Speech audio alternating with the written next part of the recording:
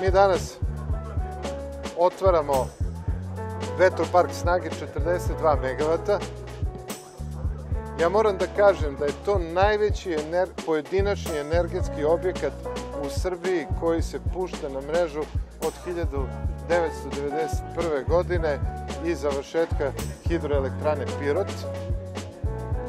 I moram da kažem da je ovo samo jedan sada početak jednog izuzetnog investicionog ciklusa i završetka projekata koji su u toku.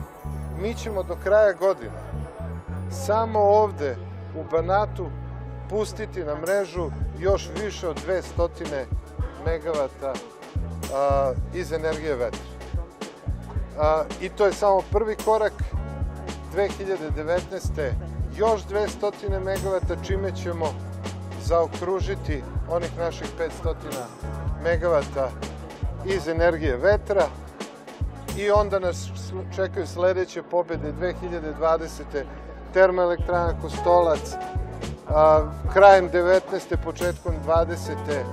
Teto Pančevo kao takođe jedan veliki i značajan objekat za proizvodnju toplotne i električne energije.